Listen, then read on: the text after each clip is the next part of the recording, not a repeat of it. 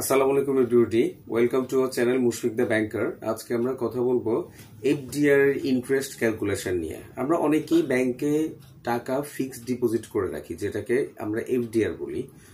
FDR করতে গিয়ে দেখা যায় অনেকে আমরা বুঝি না যে 11% ইন্টারেস্ট কত আসে আফটার ডিডাকশন, তারপরে 10% কত আসে, এই হিসাবগুলো বুঝি না। আমরা অফিসে গিয়ে অফিসারদেরকে অনেক প্যারাটারা দিই, বারবার করে একই জিনিস প্রশ্ন করি। ঠিক আছে, আপনি নিজেই ক্যালকুলেশন করতে পারবেন। এফডিআর এ ধরেন 1 লাখ টাকা আপনি ফিক্সড ডিপোজিট করে ব্যাংকে রাখলেন, প্রত্যেক মাসে বা বছরে আপনি কত টাকা করে পাবেন। খুব ইজি ক্যালকুলেশনটা, একটু দেখিয়ে দিচ্ছি আমি।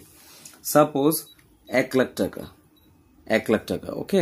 1 লাখ টাকা আপনি ক্যালকুলেটর তুললেন, গুণ ধরি আমরা 10% এফডিআর ইন্টারেস্ট, তাহলে বছরে আসে 10,000 টাকা।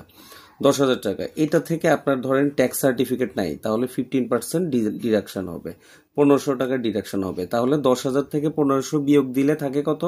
8,500। 8,500-কে আপনি 12 দিয়ে ভাগ দিবেন, ভাগ দিলে কত এসেছে? 708 টাকা 33 পয়সা। সরকারি 15% ট্যাক্স যেটা, ওইটা কাটার পরে তাহলে আপনি 1 লাখ টাকায় কত পেলেন? 708 টাকা 33 পয়সা।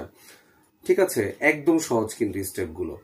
আপনি কি করবেন? 1 লাখ গুণ 10% ইন্টু 15%, যেই অ্যামাউন্টটা আসবে ওইটা আপনি 10%-এর যে লাভটা পান ওইটা থেকে বিয়োগ করলে বাকি যেটা থাকবে ওই অ্যামাউন্টটাকে আবার 12 দিয়ে ভাগ করবেন। ব্যাংকের সব হিসাব কিন্তু 12 মাস দিয়েই করি আমরা, হ্যাঁ, পার্সেন্টেজগুলা 12 মাস দিয়ে আমরা ক্যালকুলেশন করি, ওকে। যেটা আসে তাহলে 1 লাখ টাকা আমরা কত পেলাম? 708 টাকা 33 পয়সা। আবার বছর শেষে কিন্তু আপনার মানে এক্সাইজ ডিউটির একটা ব্যাপার আছে। 5 লাখ টাকা পর্যন্ত এক্সাইজ ডিউটি হলো 150 টাকা, 5 লাখ টাকার উপরে 10 লাখ টাকা পর্যন্ত হলো 500 টাকা, 10 লাখের উপরে গেলে আবার 3,000 টাকা। ওটা এক্সাইজ ডিউটি, আবগারি শুল্ক যেটা, ওটা আলাদা, ওকে। তাহলে আমরা বুঝলাম।